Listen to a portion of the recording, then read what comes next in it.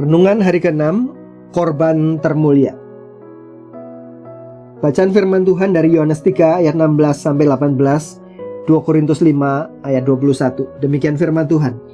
Karena begitu besar kasih Allah akan dunia ini, sehingga ia telah mengaruniakan anaknya yang tunggal, supaya setiap orang yang percaya kepadanya tidak binasa, melainkan beroleh hidup yang kekal.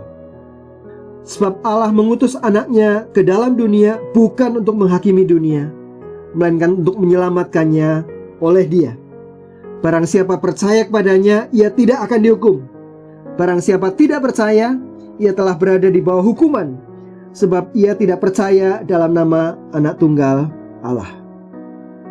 2 Korintus 5 ayat 21. Dia yang tidak mengenal dosa telah dibuatnya menjadi dosa karena kita, supaya dalam Dia kita dibenarkan oleh Allah.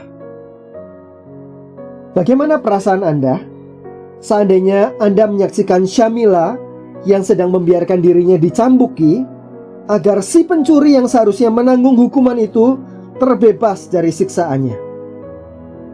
Dan bagaimana pula jika Andalah si penjahat yang telah menyebabkan sekujur tubuh orang yang mengasihi Anda babak belur dan berdarah-darah karena menggantikan Anda menanggung akibat kejahatan Anda? Yang terakhir ini bukan sekedar adegan dari film atau cerita, tetapi benar-benar kisah nyata.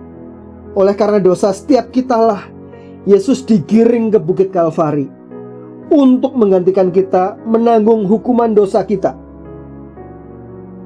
Yesus membiarkan dirinya disiksa dan dikorbankan di kayu salib Golgota. Sangat ngeri secara fisik dan tidak kalah miris secara batin.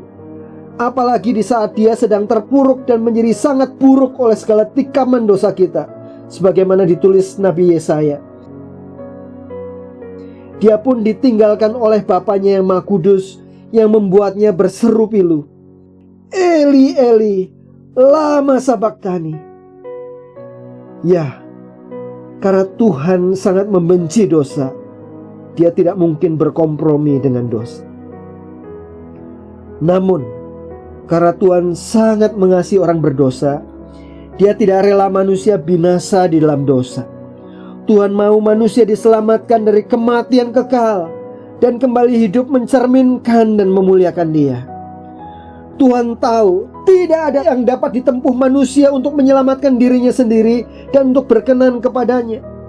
Karena itu Tuhan sendiri yang mengaruniakan Yesus anaknya itu untuk menjadi korban penebusan dosa. Baca lagi Yohanes 3 ayat 16. Penebusan semua manusia yang sudah kehilangan kemuliaan Allah setidaknya perlu memenuhi 3 persyaratan berikut ini. Pertama, penebus itu harus manusia. Karena yang berdosa dan harus menanggung hukuman adalah manusia. Persembahan hewan sebagai korban penebus dosa hanyalah lambang dari penebusan yang sesungguhnya. Manusia tidak bisa digantikan dengan hewan atau yang lainnya. Manusia yang dapat menggantikan manusia dalam menanggung hukuman dosa.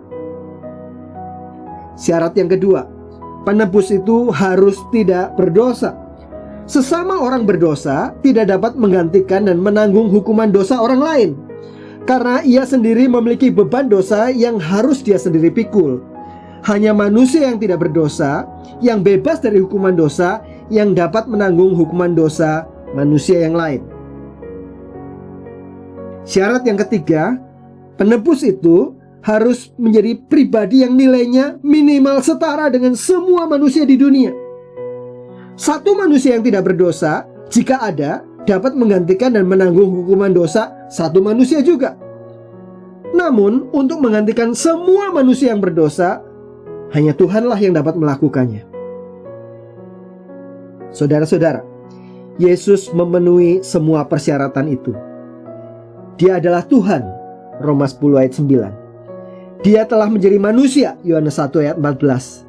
Dan Dia hidup tanpa dosa, Ibrani 4 ayat 15. Dan Dia rela dibuat berdosa dan memikul hukuman dosa sampai mati di salib agar manusia dapat dibenarkan oleh Allah. 2 Korintus 5 ayat 21. Dialah korban termulia itu yang memungkinkan kita diselamatkan dari dosa maut dan iblis, dan untuk kembali hidup memuliakan Allah. Dia layak berkata, "Akulah jalan, kebenaran, dan hidup. Tidak ada seorang pun datang kepada Bapa kalau tidak melalui aku." Yohanes 14 ayat 6.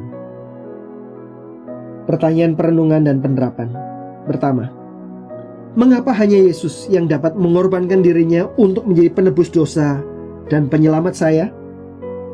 Kedua, apakah saya sungguh percaya bahwa hanya Yesus yang dapat membawa saya kepada Bapa dan kemuliaannya?